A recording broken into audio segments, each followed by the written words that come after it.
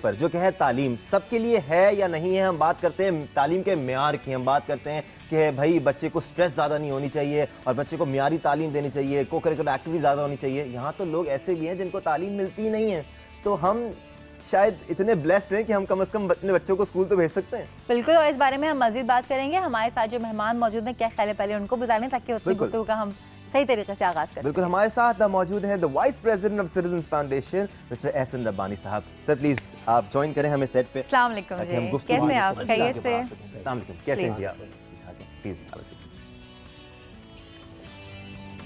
एहसन रब्बानी साहब, आप क्योंकि शोबे से वाबस्ता है, सिटीजन फाउंडेशन बच्चों की तालीम के लिए बहुत काम कर रहा है इस वक्त। टू स्टार्ट ऑफ विद, हो क्या रहा है मुल्क में तालीम से मुतालिक? बहुत गंभीर सवाल है सैटरडे मॉर्निंग आपके लिए और आपके व्यूअर्स के लिए।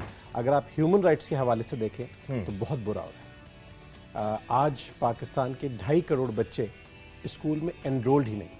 यानी अगर हम यहाँ से शुरू करें तो ये एक ऐसा क्राइसिस है जिस पे मीडिया की और लोगों की नज़र होगी तो उसका सोल्यूशन बहुत आसानी से मिल सकता है। तो आप इमेजिन ये करें कि आज आपके 2.5 करोड़ बच्चे 16 साल से कम उम्र के ऐसे हैं जिनका स्कूल में नाम ही नहीं है। तकरीबन 40% के करीब बन जाते हैं।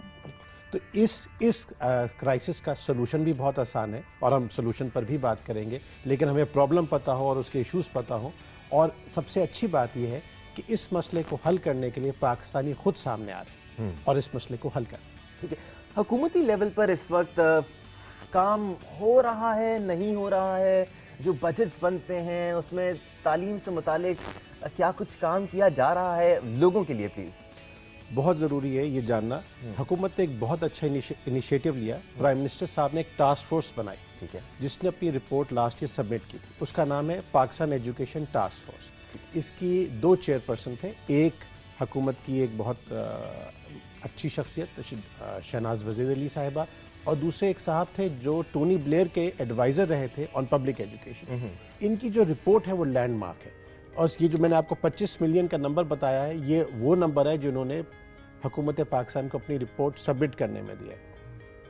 तालीम के सिलसिले में उन्होंने 2 बातें कही थी। पहली बात ये है कि आज अगर 25 मिलियन या 2.5 करोड़ बच्चे स्कूल नहीं जा रहे तो इसकी वजह ये नहीं है कि हमारे पास पैसे नहीं हैं। हम कहते हैं पाकिस्तान एक गरीब मुल्क है, इसके पास पैसे नहीं है। ये गलत है, क्योंकि दुनिया के 22 ममालिक ऐसे हैं जो पाकिस्तान से ज़्यादा गरीब हैं लेकिन ज़्यादा बच्चे पढ़ा रहे हैं। लेकिन यहाँ पे माज़ के साथ मैं आपकी बात काटना चाहूँगी। जहाँ हम इतनी तकलीफ़देह बातों का जिक्र कर रहे हैं, वहाँ एक अच्छी खबर भी अभी अभी आई है, वहाँ पर नाज़रीन को देना चाहते हैं। वो ये है कि पाकिस्तान अक़वाम मुत्तहिदा की साइंटिफिक कमेटी का मुस्तकिल रुकन मुंतखब हो गया है। और ये फ़ैसला जनरल असम्बली के इजलास में किया गया है। ये वो कमेटी है जो कि न्यूक्लियर उमूर पर नज़र रखती है। हम आपको एक मरतबा फिर ये बताना चाहते हैं कि पाकिस्तान अक़वाम मुत्तहिदा की साइंटिफिक कमेटी का मुस्तकिल रुकन मुंतखब हो गया है और जनरल असम्बली ने इसको मुंतखब किया। और ये कमेटी जो है ये न्यूक्लियर उमूर पर नज़र रखती है। जियो पाकिस्तान, बड़ी ज़बरदस्त बात है। तो ये एक्कलेट्स पाकिस्तान को मिलते रहते हैं। पाकिस्तानी स्टूडेंट्स जो पढ़ने में कामयाब हो जाते हैं, जिनको अच्छी तालीम मुयसर होती है, वो बड़े एजाज़ात कमाते हैं दुनिया भर में। दुनिया भर में पाकिस्तानी स्टूडेंट्स मशहूर हैं। जो स्कॉलरशिप में यहाँ से स्टूडेंट्स जाते हैं वो इतने ज़्यादा हिट हो जाते हैं वहाँ जाकर।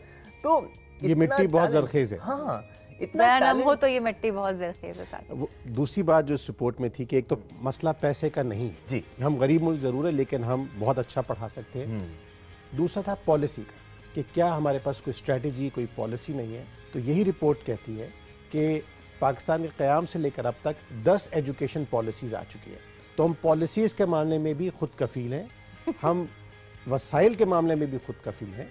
मसला सिर्फ और सिर्फ इम्प्लीमेंटेशन का है, गवर्नेंस का है, और कोई मसला अच्छा, आप ख़ास तौर से काम करते हैं अनप्रिविलेज्ड बच्चों को तालीम देने के लिए। तो जो मयार तालीम है या जो हमारे यहाँ डिफरेंट तरह के तालीमी निज़ाम चल रहे हैं, बार बार कहते हैं कि यकसा तालीमी निज़ाम होना चाहिए, तो आपको क्या लगता है कि जिस तरह की तालीम आपके यहाँ दी जा रही है, क्या वो उस लेवल की तालीम है कि जब वो मार्केट में आएंगे और जो एक बहुत ही हाई फाई किस्म का निज़ाम तालीम है जहाँ पे लोगों को जॉब्स मिल जाती हैं जल्दी से, आसानी से, एक नेटवर्किंग होती है, तो ये बच्चे उनको कम्पीट कर सकेंगे या नहीं कर सकेंगे? लेकिन इसका जवाब आपसे हम एक छोटी सी ब्रेक के बाद लेंगे। सॉरी, ब्रेक नहीं लेंगे हम, बल्कि अब आपको रिपोर्ट दिखाएंगे जो एग्जिस्टिंग सिनेरियो से मुतालिक है। वो देखने के बाद यकीनन आपको अपने जवाब में ज़्यादा असिस्टेंस मिल जाएगी। So let's have a look at the report और हम देखते हैं कि आजकल मुल्क में हो क्या रहा है।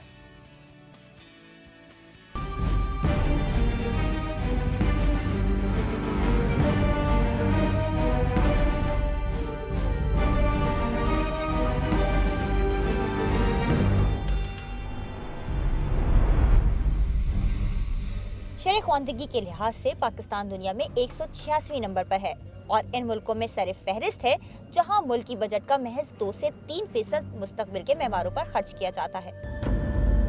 हुक्मरानों के शहर इस्लामाबाद की 72% आबादी तालीम याफ्ता है और यहाँ बैठे अवाम की तकदीर का फैसला करने वाले हुक्मरान पूरे मुल्क के सिर्फ 50% आबादी को अपना नाम लिखने के काबिल बना सके हैं।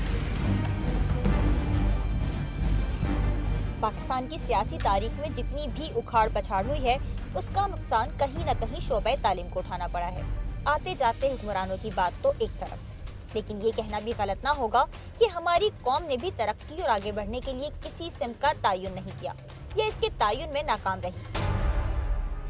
पाकिस्तान की तालीमी निज़ाम को माहिरीन तालीम 4 हिस्सों में बांटते हैं: सरकारी स्कूल, दरमियाने दर्जे के प्राइवेट स्कूल, आला मयार के हामिल महंगे प्राइवेट स्कूल और दीनी मदारिस। ये तालीमी दर्जाबंदी हमारे मुल्क के तबकाती फर्क को बहुत वाज़ेह करती है। पाकिस्तान को तेजी से तरक्की करती हुई दुनिया के साथ हम कदम न सही लेकिन करीब करीब आने के लिए न सिर्फ बढ़ती हुई आबादी को रोकना होगा बल्कि ऐसे स्कूल सिस्टम वज़ा करने होंगे जहां महज रट्टे ना लगवाए जाएं, बल्कि मुस्तकबिल के मेमारों को जिंदगी की राह में कामयाबी से चलते हुए मंजिल तक पहुंचने का हुनर भी सिखाया जाए। प्रोग्राम जियो पाकिस्तान के लिए शुमाइरा शाहिद। जी, हमने देखा। अच्छा, एक और अहम बात हम आपको यहाँ पर ये ज़रूर बताना चाहते हैं कि जो महंगे स्कूलों की हम बात करते हैं उनका हमारा मकसद हरगिज़ ये नहीं होता कि वो स्कूल नहीं होने चाहिए। वो भी कंट्रीब्यूट कर रहे हैं और बहुत अच्छा कंट्रीब्यूट कर रहे हैं, लेकिन हम बात इस वक्त उन बच्चों की कर रहे हैं जो कि स्कूल जाते ही नहीं हैं, क्योंकि हम बात कर रहे हैं कि तालीम बुनियादी हक़ होना चाहिए। तो इस हवाले से जो मैंने आपसे सवाल किया था कि जो आपके यहाँ से बच्चे पढ़ के निकल रहे हैं, क्या उनका लेवल वो होगा, आप उस तरह की तालीम देते हैं कि जब वो माशरे में आएँ, अपना करियर शुरू करें, तो वो इक्वली एक्सेप्टेबल हो सोसाइटी में? बहुत इंपॉर्टेंट है, क्योंकि सिर्फ तालीम देना मकसद नहीं है, एक मियारी तालीम देना मकसद है। हमारा मिशन भी यही है, quality education for the less privilege. हमारा इस साल, मैं एक खबर आपको शेयर करूँ, एक बच्ची है जिसका मैं नाम नहीं लूँगा, लेकिन वो हमारी ग्रेजुएट है और इस साल उसका डाउ मेडिकल कॉलेज में एडमिशन हुआ है। मेरिट पे उसका 24th पोजीशन थी। एक और लड़का है जिसका IBA में एडमिशन हुआ। ये तो एक इंडिविजुअल केसेस है जो बच्चे निकल रहे हैं, लेकिन इस साल मैट्रिक में हमारी पासिंग रेट 98% थी। वाह, माशाल्लाह। ज़बरदस्त। और 72% बच्चे उनमें से आगे कॉलेजेस में जा रहे हैं, जो कि नेशनल एवरेज हमारा 39%। तो ना सिर्फ ये कि इन बच्चों को एक अच्छी तालीम मिल रही है, बल्कि उनमें वो लगन बेदार हो रही है कि हमने आगे भी पढ़ना है। क्योंकि ये भी बच्चे पूछ सकते हैं कि अगर हमने BA भी कर लिया तो कितने की नौकरी मिलेगी, लेकिन तालीम का मकसद सिर्फ माशी नहीं है, तालीम जहन खोलता है, दिमाग खोलता है। और इन बच्चों की ये लगन देख के हमें खुशी होती है, क्योंकि ये सारे बच्चे काम करने वाले हैं। और ये वो बच्चे खासतौर पे जो तालीम को फॉर ग्रांटेड नहीं ले रहे होते, वो ऐसे देख रहे होते हैं इसको कि उनको तो भाई मौका मिल रहा है पढ़ने का, उनके लिए इतनी बड़ी बात होती है, इसलिए वो ज़्यादा दिल लगा के पढ़ते हैं। बेशक, जिसको जो चीज़ नहीं मिलती वही उसकी सबसे ज़्यादा कदर करता है। हमारे यहाँ बच्चे और उनके माँ बाप आके इतना प्रेशर डालते हैं कि फिर हम स्कूलों में आफ्टरनून शिफ्ट्स खोलते हैं, और ये वो बच्चे हैं जो 8-8 घंटे झींगे साफ़ करते हैं या दुकानों पे काम करते हैं। हमारे पास वो बच्चे हैं जो 12 साल के हैं, जो 5 घंटे स्कूल में काम करते हैं और फिर 8 घंटे किसी दुकान पे वेटर का काम करते हैं। तो वो तो बड़ी हिम्मत की बात है इन बच्चों की, कि उनकी लगन की, कि वो आते हैं और पढ़ाई करते हैं और मेहनत से पढ़ाई करते हैं। अच्छा, एक और चीज़ बहुत ज़बरदस्त हमारे यहाँ होती है कि अक्सर ये बात कही जाती है कि वालिदैन की तरफ से भी थोड़ी सी सख्ती होती है कि बच्चे ना पढ़ें, वो काम करें, क्योंकि पैसे आएंगे, उनके भी अपने मसाइल हैं। लेकिन हम ब्रेक के बाद इस बारे में भी ज़रूर आपसे जानना चाहेंगे कि वो बच्चे जो हैं ईजाब के पास आते हैं, इनको पेरेंट्स की तरफ से कितना सपोर्ट होता है। अगर आप थोड़ा सा बता दें डिटेल में, हम इसे ब्रेक के बाद बात करेंगे। हमारे ये गरीब माँ बाप अपने बच्चों को उतना ही प्यार करते हैं जितना मैं अपने बच्चे और आप अपने बच्चों को करते हैं, और उनकी पूरी ख्वाहिश ये होती है, वो अपना पेट काटने पे तैयार है कि बच्चा दिन में 30 रुपए ना कमाए, 15 कमा ले, लेकिन उसको तालीम जरूर दिलाते हैं। ये तो बहुत बहुत अच्छी बात है। इस बारे में हम मजीद बात करेंगे, छोटी सी पहले ब्रेक ले लेते हैं, ब्रेक से वापस आएंगे, अपने गुफ्तगू को जारी रखेंगे। जियो पाकिस्तान।